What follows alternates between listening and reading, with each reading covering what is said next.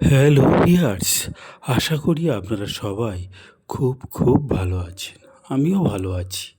আমি বলেছি না, আমি আপনাদের সামনে এক ধরনের কিংবা একঘেয়েমির ভিডিও আমি দিই না। আমি বিভিন্ন ধরনের ভিডিও দিই যাতে সব ভিডিওতে আকর্ষণ থাকে এবং ভালো লাগে। এবং আজকের ভিডিওটা খুব ভালো লাগবে। কামার বা লোহাকার একটা প্রাচীন ঐতিহ্যবাহী পেশাজীবী গোষ্ঠী, যারা লোহা গলিয়ে দা, বটি, কাস্তে, কোদাল, লাঙ্গলের ফালসহ বিভিন্ন গৃহস্থলীয় ও কৃষিজাত পণ্য তৈরি করেন।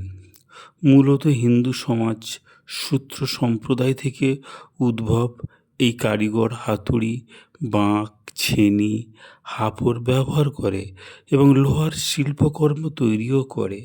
গ্রামীণ অর্থনীতির অবিচ্ছেদ্য অংশ হলেও বর্তমানে যান্ত্রিক যুগে এই শিল্প প্রায় বিলুপ্তর পথে হয়ে গেছে। এইটা দেখা যায় না আর। তবুও এখনও গ্রাম বাংলাতে এদের জীবিকা এইভাবে অর্জন করে। কামারদের জীবন এবং কর্ম সম্পর্কে বিস্তারিত বলবো আজকেরে।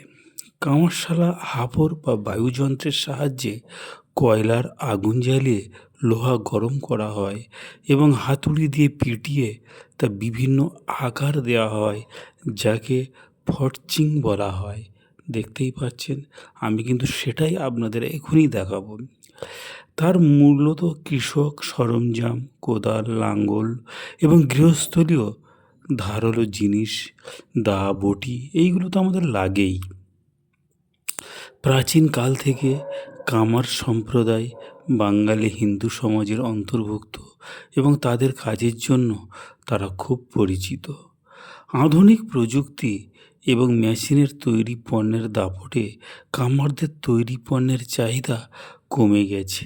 এছাড়া কাঁচামালের উচ্চ মূল্য এবং কারিগরের অভাবের কারণে এই পেশাটা এখন হুমকির মুখে পড়েও গেছে এবং এদের এখন সেইটা দেখা যায় না কাজকর্মটা। আগে যেরকম ছিল সেইভাবে আর পাওয়া যায় না।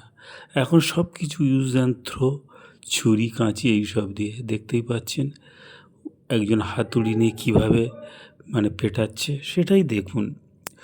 টুং টাং শব্দের মুখরিত কামারপাড়া বা কামারশালা গ্রাম বাংলার চিরচেনা এক রূপ। একসময় দিনরাত ব্যস্ত থাকা কামার সম্প্রদায় এখন অস্বস্তির সংকটে ভুগছে, যা বাংলার একটা প্রাচীন শিল্পের বিলুপ্তর দিকে আস্তে আস্তে এগিয়ে যাচ্ছে।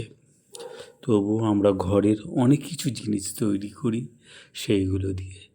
ভিডিওটা ভালো লাগলে লাইক কমেন্ট করবেন, পাশে থাকবেন।